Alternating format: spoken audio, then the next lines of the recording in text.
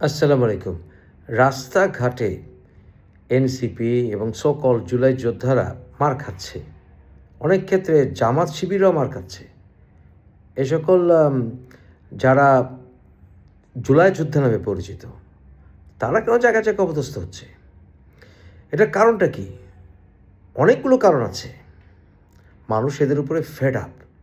যেমন ধরেন ৯০-এর অভ্যুত্থানের পরে আমরা কিন্তু ক্ষমতা নিইনি। আমাদের ভেতর থেকে খুব কম জনই ছিল যারা কিনা ক্ষমতার ভাগীদার হয়েছিলেন। কিন্তু আমরা অনেকেই বিদেশে চলে গিয়েছিলাম। ব্রেইন ড্রেন হয়েছিল বাংলাদেশে। কারণ আমরা আমাদের জীবনে বেশ কয়েক বছর ইউনিভার্সিটি সেশন জামে সময় হারিয়েছিলাম এরশাদের বিরুদ্ধে সংগ্রামে। বছর, বছর আমরা সংগ্রাম করেছিলাম। কিন্তু আমরা ছাত্র আন্দোলন করেছিলাম। কিন্তু জুলাইয়ের সো-কল্ড যোদ্ধারা তারা কিন্তু আন্দোলন করেছিল সাধারণ জনগণের সেন্টিমেন্টকে কাজে লাগিয়ে। শেখ হাসিনা সরকারের অনেক ভুল ছিল, সিরিয়াস ভুল ছিল, বিফলতা ছিল এবং গণতন্ত্র মারা গিয়েছিল এবং বিরোধী শক্তি বলতে বিএনপিকে অত্যাচার নিপীড়ন করা হচ্ছিল। এটা আপনাদেরকে স্বীকার করতে হবে। এই সময়ে অর্থাৎ যখন কিনা আমরা দেখছি এনসিপি জামাত জায়গায় জায়গায় আনমাস্কড হচ্ছে, অর্থাৎ তাদের মুখোশ উন্মোচিত হচ্ছে তাদের চরিত্রগত দিক থেকে বিভিন্নভাবে, জনগণ আর ওদের পাশে কিন্তু আসলে নেই।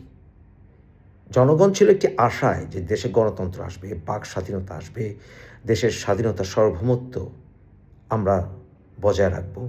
কিন্তু ভারত ঠেকাওয়ার নামে বাংলাদেশে ওরা ৭১কে কবর রচনা করার চেষ্টা চালিয়েছিল, যেটা কিন্তু কখনোই ওই যে কোটা আন্দোলন বলেন এসবের সময় তারা বলেনি।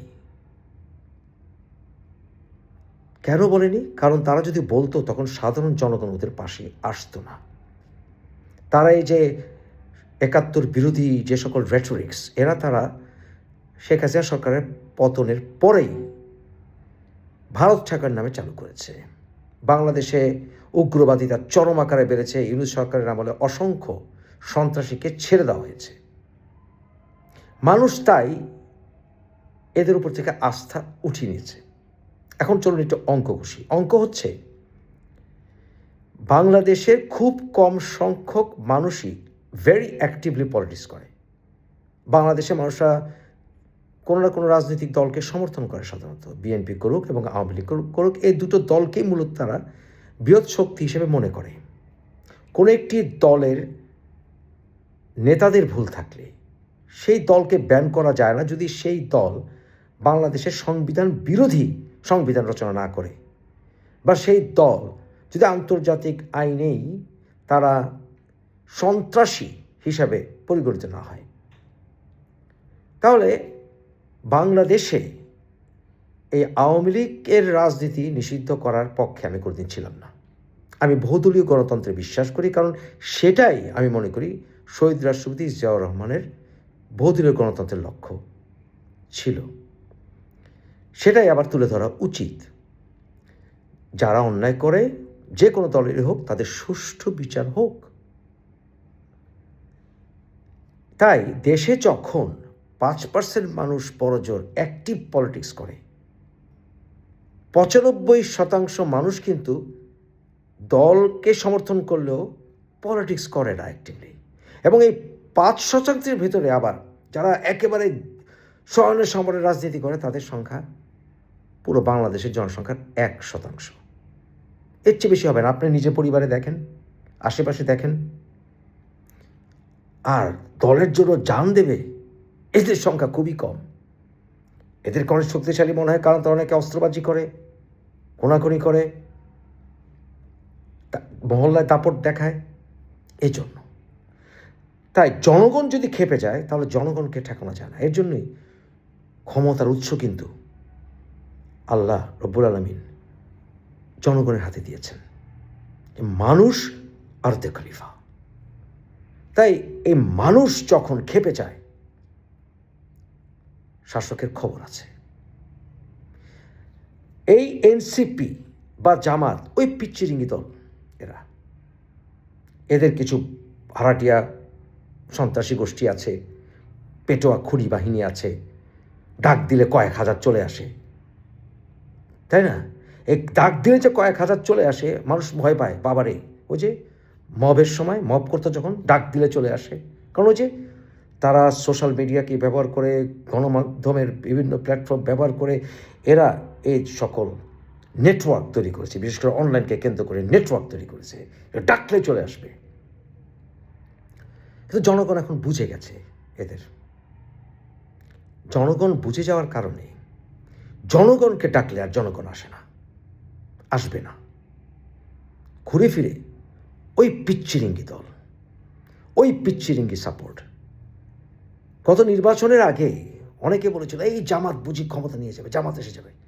আপনারা নিশ্চয়ই মনে রেখেছেন আমার সেই ভিডিও, যেখানে আমি বলেছিলাম BNP will sweep the election, BNP ব্যাপকভাবে জয়ী হবে, এবং আমি সংখ্যাও বলেছিলাম, এবং আশ্চর্যজনকভাবে আমার সংখ্যা যে বিএনপি কয়টা পাবে, জামাত কয়টা পাবে, একেবারে অক্ষর অক্ষরে মিলে গিয়েছিল।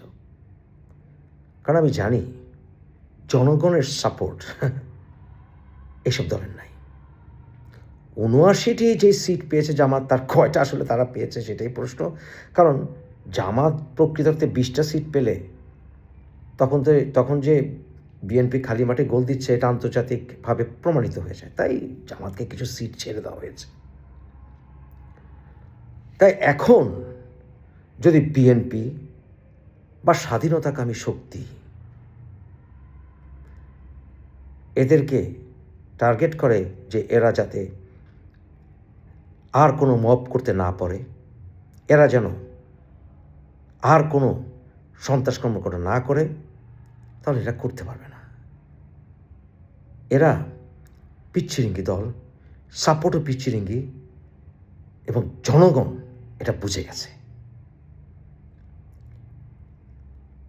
তাই দেশে আমরা যখন গণতন্ত্রের কথা ভাবি, তখন আমাদেরকে মেনে নিতে হবে বাংলাদেশের মানুষ কখনোই ৭১ বিরোধী সেন্টিমেন্ট মেনে নেবে না, ৭১-এর সাথে বেইমানি করবে না, বঙ্গবন্ধুর অপমান সহ্য করবে না, জিয়াউর রহমানের অপমান সহ্য করবে না।